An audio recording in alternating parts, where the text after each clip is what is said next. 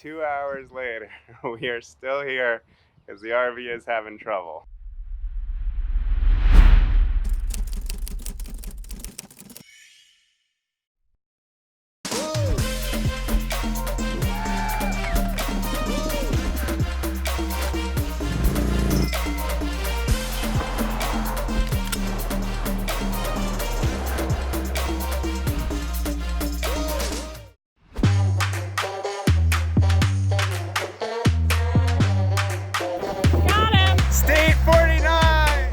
One of the awesome things about a road trip is that in addition to the beautiful and those iconic places that you get to see, there are also those little roadside attractions that you come across along the way. This is the world's largest rocking chair along the highway. The world's only corn potato capital of the world. It's the world's largest lobster. We're gonna go get our free ice water. We're on the Enchanted Highway! If you can't tell, we are really excited to be on the Enchanted Highway! And on our trip, we were lucky enough to see the world's largest ball of twine. Monumental moment. We are at the world's largest ball of twine. Well, that's debatable. We found out that there are actually 4 world's largest balls of twine. There's one in Missouri, Minnesota, Wisconsin, and Kansas. And in Wisconsin, we met JFK. Having a ball! Probably one of the most interesting people that we met on our trip. I started April 3rd, Tuesday, 1979, having a ball. So that's 39 years now? 39 years having a ball. You're still having a ball? Having a ball. And how much does it weigh? 23,140. Amazing. When we were planning our trip, we didn't even know that there was such a thing as the world's largest ball of twine, let alone that there were 4 of them. 8 million feet, is that right? Yeah. 20,000 pounds. Wow. And we definitely didn't plan to go see as many as we did. But those random little roadside attractions are what make a road trip a road trip. Our journey to the world's largest balls of twine all started when we decided to visit the center point of the US. From the west to the east coast and the north and south of the lower 48, the middle point of the US is in Kansas. And while we were driving there, we realized that we weren't that far away from the world's largest ball of twine in Cawker City. And how could we say no to that? At the world's largest ball of twine. Ball of twine. Look, we're at the world's largest ball of twine. This is the world's largest ball of twine. This is the world's largest ball of twine in Kansas. So this is the story of why we ended up spending the night next to the world's largest ball of twine. We stopped by to take some pictures and throw some twine on it ourselves. All right, we are back. We have successfully located some baler twine. Now we gotta put it on. Lottie at the Almost Done Inn provided us with these lovely postcards and the twine for only $3, so thank you, Lottie.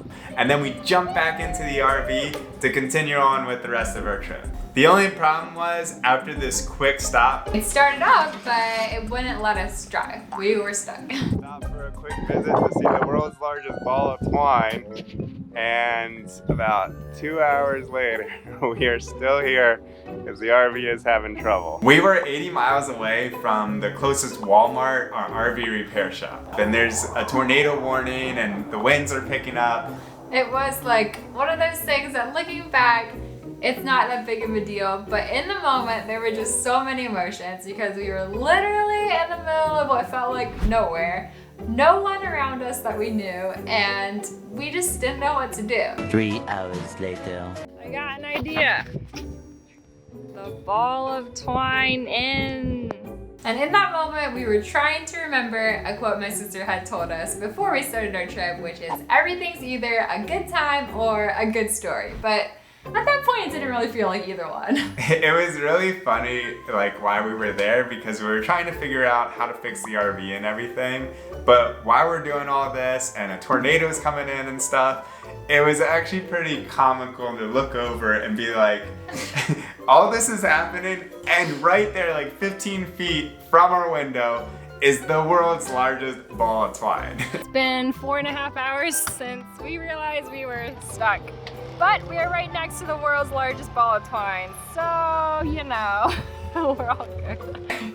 It started to get to be darker and darker in the day, but fortunately Em had set up before we left for our trip. It's like a AAA for RVs. But the problem with that is they have two options. You can either have them send out a repairman who will fix it on the spot, or you can get it towed to the closest RV repair shop.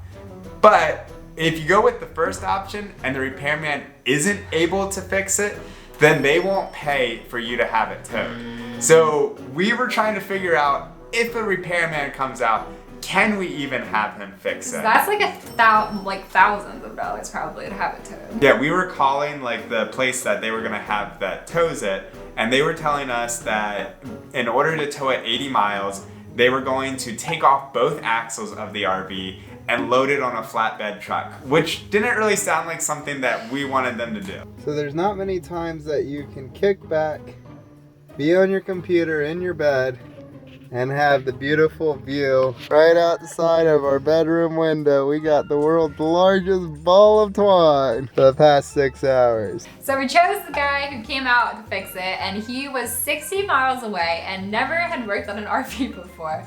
I think he specialized in diesel trucks, so we were hoping that it would work. Remember when we were on those Florida beaches about like 2 months ago? Well, nothing compares to this view here.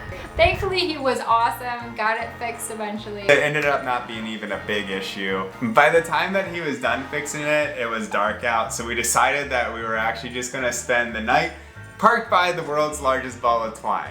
One eternity later. Well, it's been a great day here at the old ball of twine. We are happy to report that 9 hours later, we have skipped our opportunity to stay at the Ball of Twine Inn. And our RV is up and running, woo! Been a long one, but we are so grateful. It ended up becoming one of our funniest stories throughout the trip that we look back on and laughed at. And we will definitely never forget that ball of twine.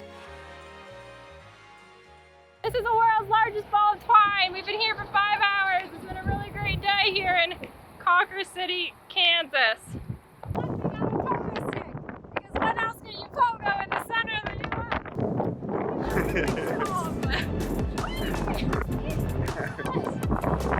This is actually the very center spot. They put that there. I'm running out of time. Every day goes by so fast, and every moment counts, baby. I don't wanna miss a thing.